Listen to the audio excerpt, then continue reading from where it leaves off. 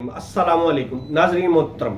जैसा कि आप लोगों को मालूम है कि आज जुमे का दिन है और जुमे के दिन हम पूरे हफ्ते का एनालिसिस करते हैं सऊदी एम्बेसी में किस तरह काम हुआ।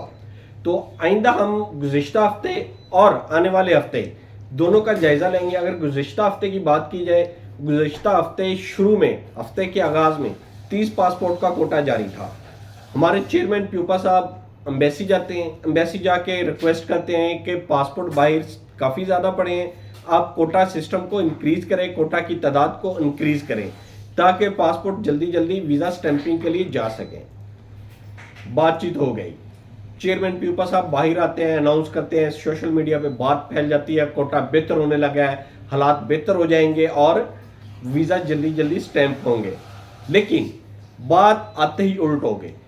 अगले दिन कोटा 25 पासपोर्ट का हो जाता है, 30 से कम होके 25 पासपोर्ट का हो जाता है। उससे अगले दिन पासपोर्ट का कोटा 20 पासपोर्ट पर ड्रॉप बॉक्स हो जाता है।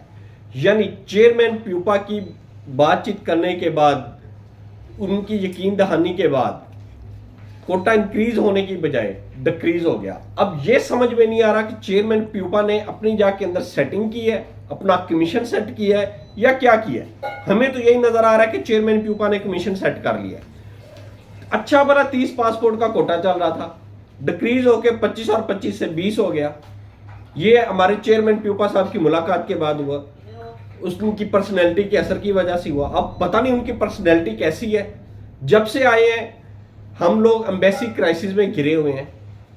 पहले भी क्राइसिस होता था, 1-2 माह चलता था, फिर रिलैक्स हो जाता था, 1-2 माह चलता था, फिर रिलैक्स हो जाता था। मगर जब से ये असद कियानी साहब आए हैं, चेयरमैन प्यूपा बन के आए हैं, इन्होंने तो जीना ही मुहाल कर दिया। अंदर बातचीत करने जाते हैं बेहतरी के लिए, बेहतरी की बजाय मजीद हालात खराब करके आ जाते हैं। इससे तो बेहतर जनाब आप जाया ही ना करें। अंदर जाने की आपको जरूरत ही नहीं है, किसी से बात करने की जरूरत ही नहीं है।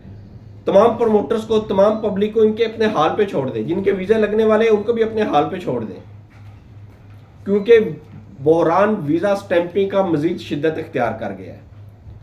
पहले तो चलो ईद का बहाना था, प्रेशर था और इधर उधर के बड़े मामला थे। अभी तो किसी किस्म का कोई मामला नहीं है। आने वाला हफ्ता तकरीबन पूरा हफ्ता काम नहीं होना। पीर का दिन है, फिर 9वीं-10वीं मुहर्रम की छुट्टी, फिर उसके बाद हफ्ता त्वार, अगला हफ्ता भी इसी तरह निकल गया। बहरान मजीद शिद्दत अख्तियार कर जाएगा। बजाय कि कोटा 30 से 40 या 50 का होता, वो 20 का हो गया।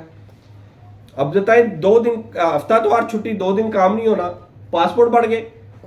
मंगल बुध फिर छुट्टी 9वीं-10वीं मुहर्रम की, काम फिर बढ़ जाएगा। यानी गुज़िश्ता हफ्ता भी परेशानी में गया, अगले हफ्ते परेशानी में मजीद इजाफा हो जाएगा। बहरान शिद्दत इख्तियार कर जाएगा, कोई पुरसाने हाल नहीं। पिछले हफ्ते इतने लोगों के मेडिकल एक्सपायर हुए और अगले हफ्ते फिर मेडिकल एक्सपायर हो जाने। कमेंट सेक्शन में देखिए, हर बंदा कह रहा है मुझे 2 महीने हो गए, 15 दिन हो गए, 20 दिन हो गए, 25 दिन हो गए, वीजा स्टैंपिंग के लिए गया हुआ है, वीजा लगने का नाम ही नहीं ले रहा। कौन इनका पुरसाने हाल होगा, कौन इनकी मदद करेगा? ना तो हमारी ओवरसीज मिनिस्ट्री कुछ कर रही है। चौधरी साहब आके बैठ गए हमारे पास, गुजराती मुसल्लत कर दिए गए ओवरसीज मिनिस्ट्री पे, खाक काम नहीं कर रहे वो। भाई अगर नहीं काम करना तो आप वजारत छोड़ दें, क्यों वजारत लेके बैठे हुए हैं? ऐसी वजारत का क्या फायदा कि आपकी आवाम रूल रही है? आपको नहीं पता कि 6 महीने हो गए कोटा सिस्टम लगा हुआ है, खत्म करने का नाम ही नहीं ले रहा। वो कैसा एम्बेसिडर है जो आप लोगों की बात नहीं सुनता, 2-2 महीने छुट्टियों पे रहता है, वापस आने का नाम ही नहीं ले रहा। भाई कराची एम्बेसी में नहीं बात सुनते, कौंसलर जनरल बात नहीं सुनता, तो आप इस्लामाबाद कौंसलेट जनरल जो वहां का प्रॉपर एम्बेसिडर है उससे बात करें। उसको कहें कि आपकी एम्बेसी में हो क्या रहा है, कराची में चल क्या रहा है। हजारों पासपोर्ट वीजा स्टैंपिंग के इंतजार में है। नहीं काम होता तो आप लाहौर में एक और कौंसलेट खोल लें। 2 कौंसलेट से काम नहीं चल रहा, इस्लामाबाद और कराची में नहीं चल रहा, तो एक लाहौर में ओपन कर लें ताकि ये शिद्दत तो खत्म हो, वीजा बहरान तो कम हो। अभी तो उम्रे का पासपोर्ट नहीं आपके पास आते, वो ऑनलाइन सिस्टम हो गया सारा। वो आ रहे होते तो फिर इन लोगों ने क्या करना था? असल में बात इन लोगों की नहीं है, बात है हमारी अपनी।